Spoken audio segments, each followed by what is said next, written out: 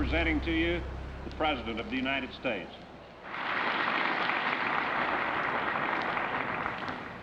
Every gun that is made, every warship launched, every rocket fired signifies, in the final sense, a theft from those who hunger and are not fed, those who are cold and are not clothed.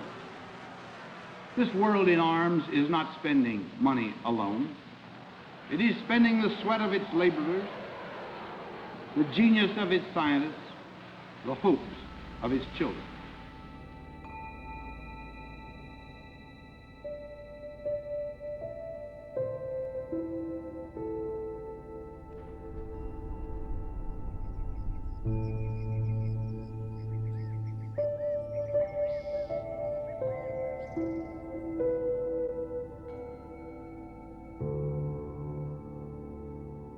I remember once taking a stand. I can't stop war. Jesus couldn't stop war. Eisenhower couldn't stop war. Why should I blame myself for not stopping war? What I can do is to do things that are within my power. I can decide there's one person who won't be in it. That's a possibility.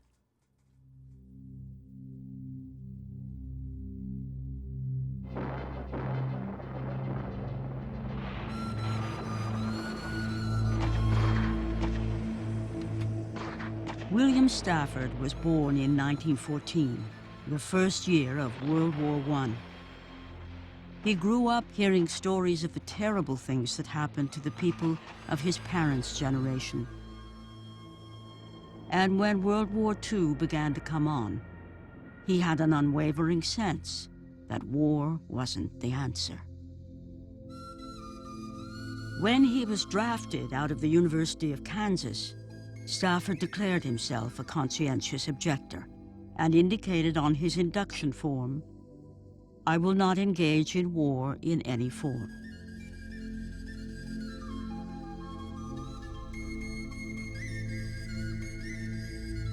Someone told me a story that Bill was drafted, and he went in the draft board, and Bill said, if I had to kill someone, I wouldn't do it. I can't do it. I resign. And they said, yeah, how can you say something like that? And he turned to the man in the middle and said, well, you are the minister in my church, and you told me it's not right to kill.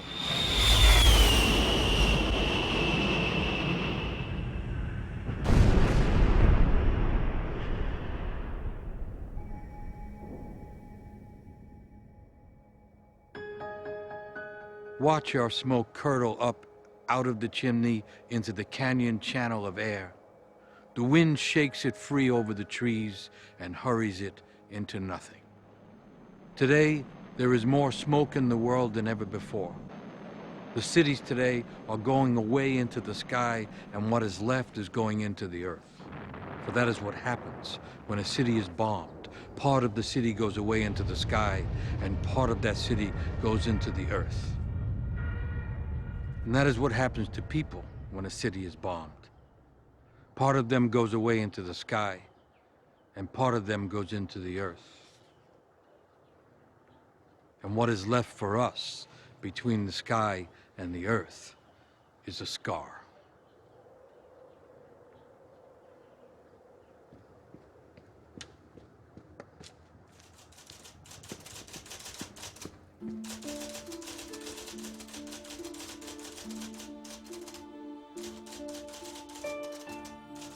I belong to a small, fanatical sect. We believe that current ways of carrying out world affairs are malignant.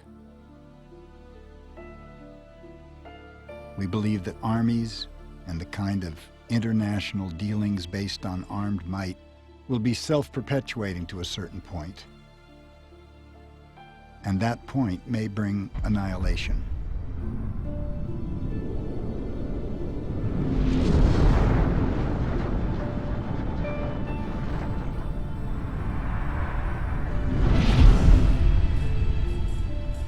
Armies are a result of obsolete ways.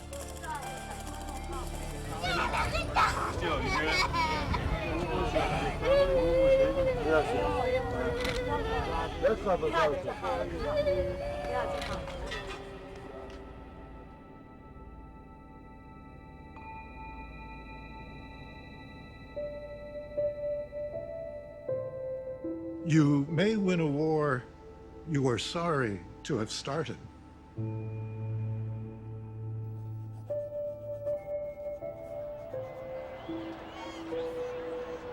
Is there a quiet way, a helpful way, to question what has been won in a war that the victors are still cheering?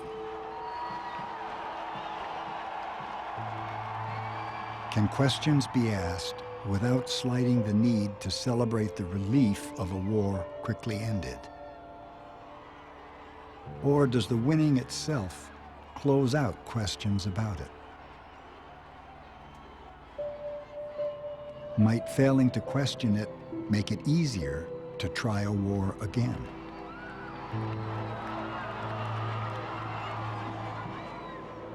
Does an outcome that surprised everyone confirm your faith in overwhelming armament as the mode of security for your country? If so, do you think that other countries may reach a similar conclusion?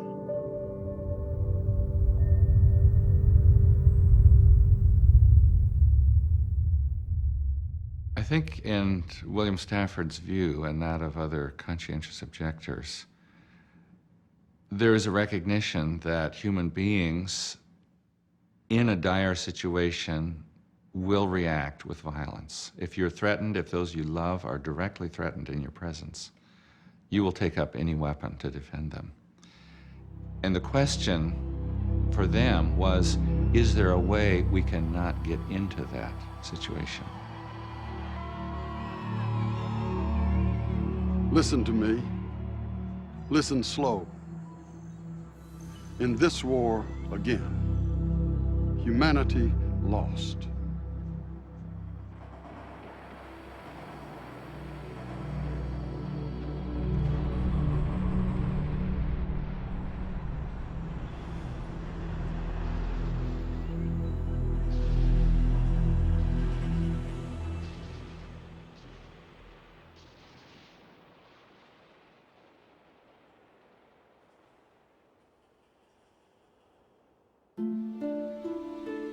Along with 12,000 other conscientious objectors, Stafford spent the years of World War II confined to civilian public service camps, performing alternative service, building roads, planting trees, fighting fires. Once you take a stand, and this is true for Bill, now you're in your own struggle. You make a decision like he did, now you're off to the conscientious objector camp. So actually you've been segregated from everybody else. And since it's not your choice, it has some quality of imprisonment in it. You can't choose when you leave, you can't choose exactly what you're doing.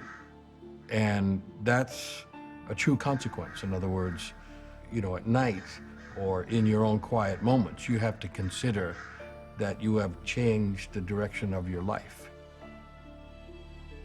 From that time in the CO camps until his death in Oregon in 1993, Stafford would rise each morning before dawn to write about local experience, human connection, peace, and reconciliation. I think William Stafford, as an artist, as a writer, as a thinker, gave great loyalty to the possibility that there's a new way to think of things just ahead of us. And if we open ourselves to finding that next idea, that next story, that next paradigm for human behavior, it's available right there. Every day he practiced listening internally and writing on a page and then sending forth what came to him.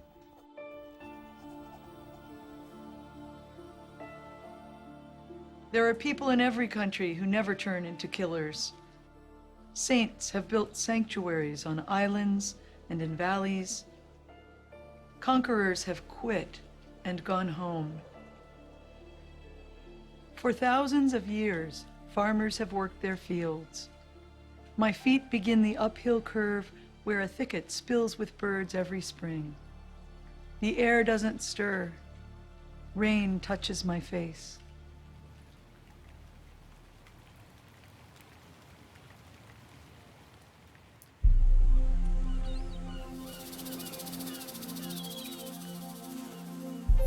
In 1925, Mahatma Gandhi published a letter from one of his followers featuring a list of 7 social sins. As a teacher, Stafford would use the list in classrooms to stimulate discussion. 1. Wealth without work. 2. Pleasure without conscience. 3. Knowledge without character. 4. Commerce without morality. 5. Science without humanity. 6. Worship without sacrifice. 7. Politics without principle.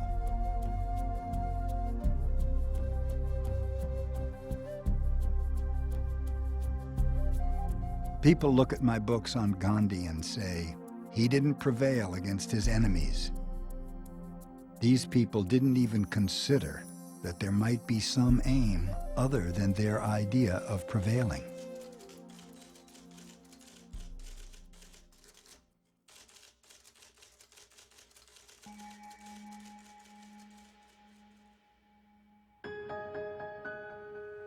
On a battlefield, the flies don't care who wins. It's a madness. Almost everyone has, war years, to choose a person to hate and get hated by. It's hard to get back where the world was when the war's over, but almost everyone does. A few, though, keep on getting ready for the next time. That hate makes the war necessary.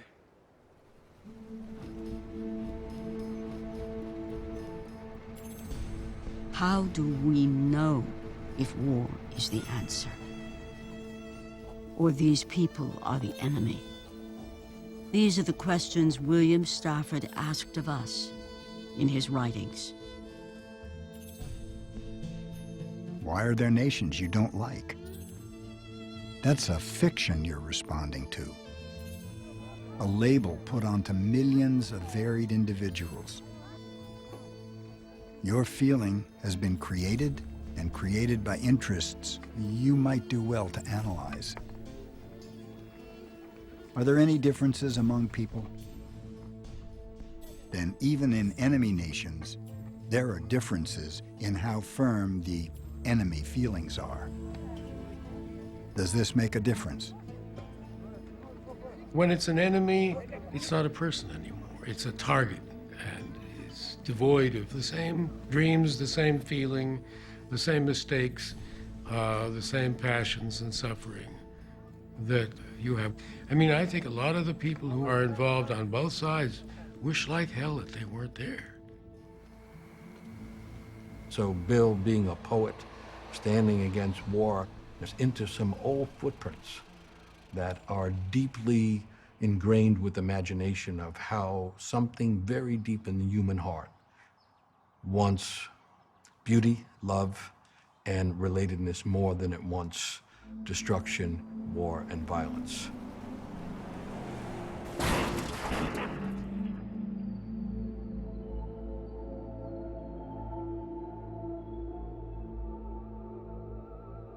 Save the world by torturing one innocent child.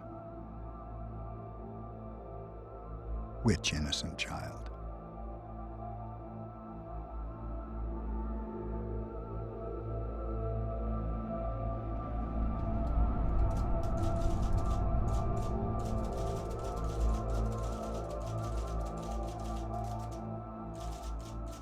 The question is not whether foreign nations engage in unfriendly acts. The question is why they engage in unfriendly acts towards us, and whether we can act so as to reduce that enmity. We can make enemies and then be brave. Are there other ways?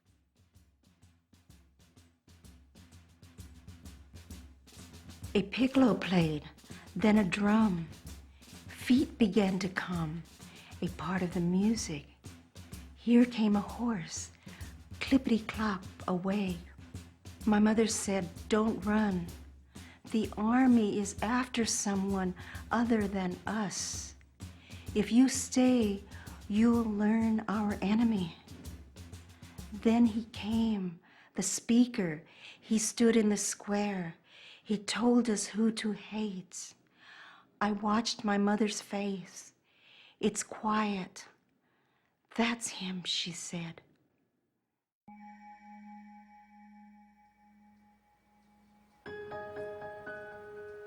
What the locomotive says, the whole train does.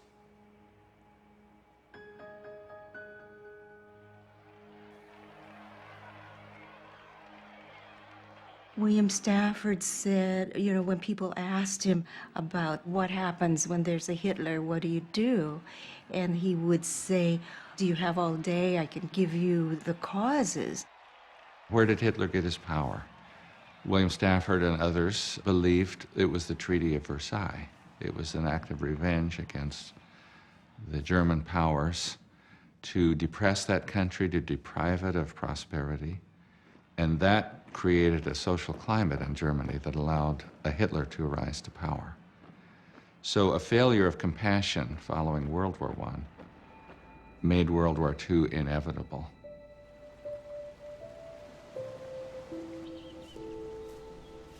The question, "Wouldn't you fight for your country?" begs the real question, which is, what is the best way to behave here and now to serve your country? So one answer would be, if it was the right thing to do, I would fight for my country. Now let's talk about what is the right thing to do.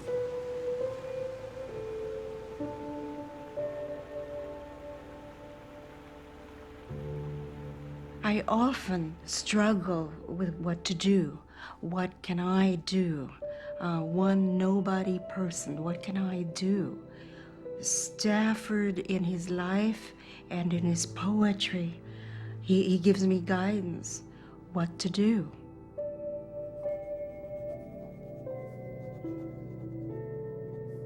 I think that the only hope we have is if we decide and we just know that we have to work extremely hard, all of us, in whatever ways we can, and not leave it to leaders.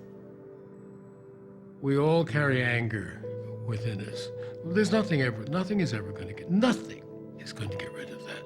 That's us. But it's how we deal with it, it's how we handle it that makes the difference. I think that Bill understands that human beings are really crazy. And there's something they love about getting involved in a big war and killing a lot of people. And it doesn't fit with the view we have of human beings as being thoughtful and kind. And he had to look at that and be willing to serve time not to encourage that greediness.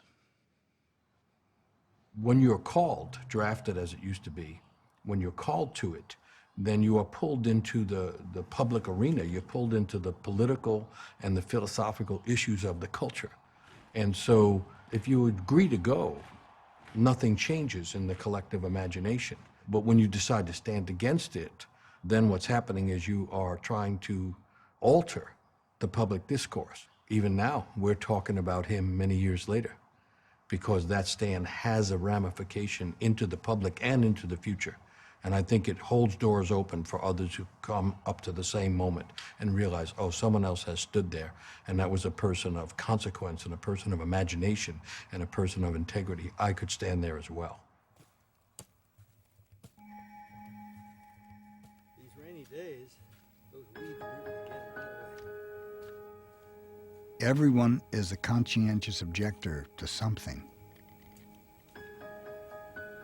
Are there things you wouldn't do?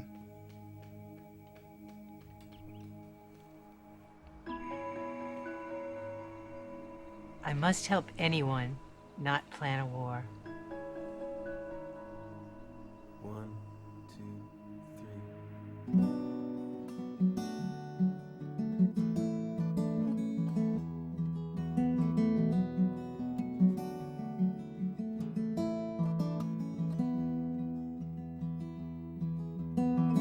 This is the field where the battle did not happen, where the unknown soldier did not die.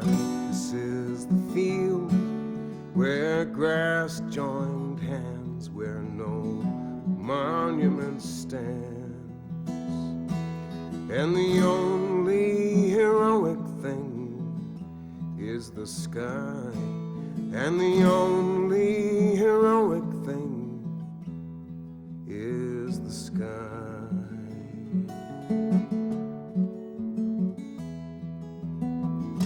Birds fly here without any sound, unfolding their wings across the open.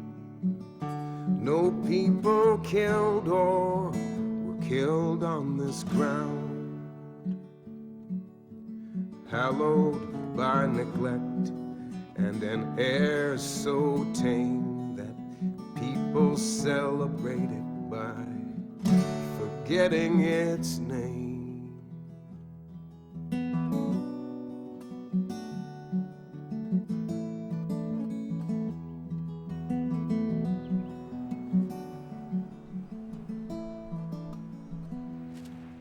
I was so surprised at the power and the beauty and the depth of William Stafford's poetry. And of course, it just fell into my heart as if it had always been there. Why do we write poetry? Usually it's to save ourselves, to see something a different way, to understand what it is we understand, to connect us with other people when we share it. It is our tool.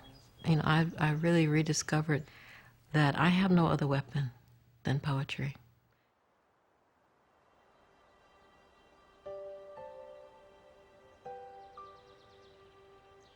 Right after the war, we liked green.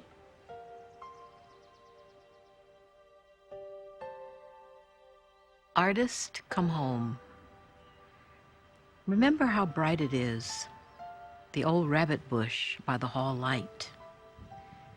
One of the blackberry vines has reached all the way to the clothesline. There isn't any way to keep the kitchen window from tapping. The tea kettle had one of its meditative spells yesterday. I'm thinking again of that old plan, breakfast first, then the newspaper. They say maybe they won't have that big war this year, after all. A frog is living under the back step. Bill Stafford's poetry is a mystery that takes us into a region of consciousness explored by the Zen masters of the 18th century and by the Chinese Taoist poets of a few centuries earlier.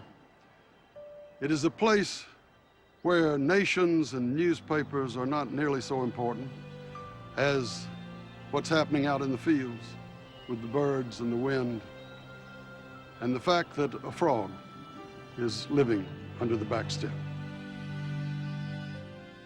Only silence or evasion will bring dangerous notice, the hovering hawk of the state.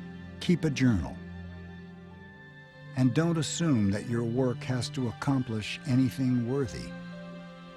Artists and peace workers are in it for the long haul, and not to be judged by immediate results. Redemption comes with care.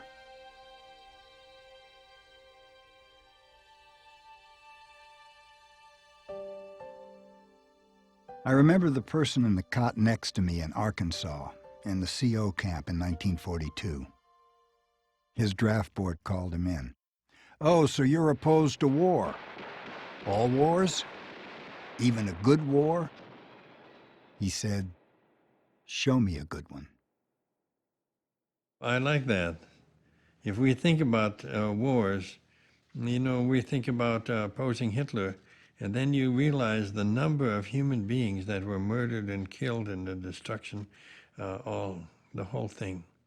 So Bill is right, just show me a good war, and I'll consider going to it.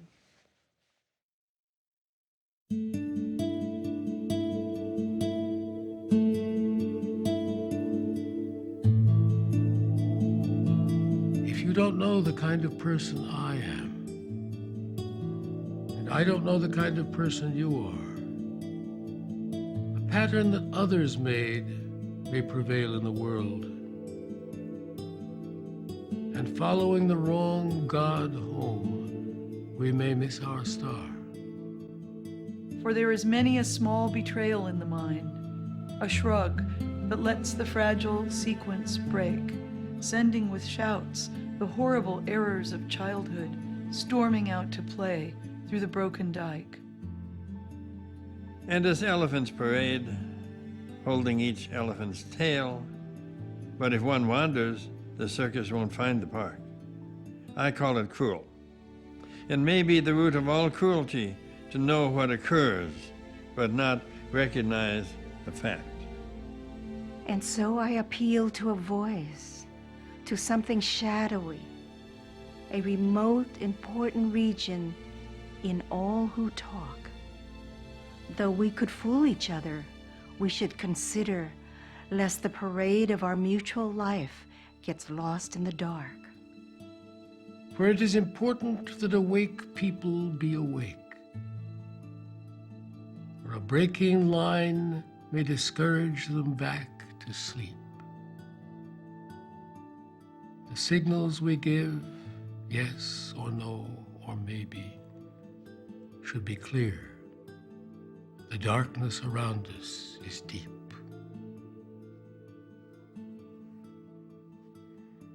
This poem of Bill's, it's very strange, this thing of him coming to being awake.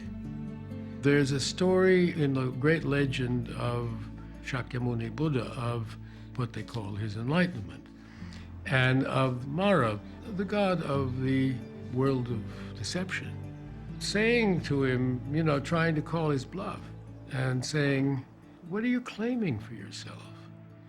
Are you a god?" And Buddha said, "No." Are you an angel? No. Are you a saint? No. What are you? He said, "I'm awake."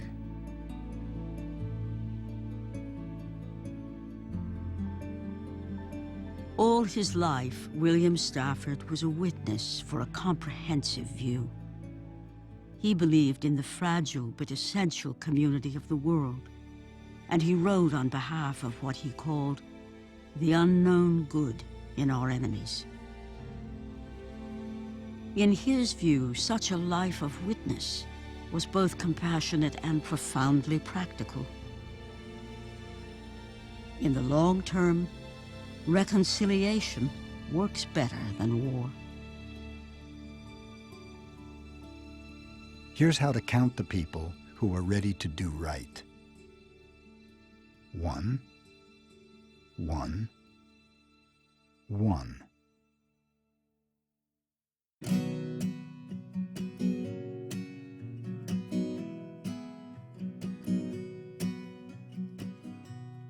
If not us, not them. If not now, then when? If not here, nor there. If not this world, then where? If not us, not them. If not now, then when? If not here, nor there. not this world, then where? If not us, not them, if not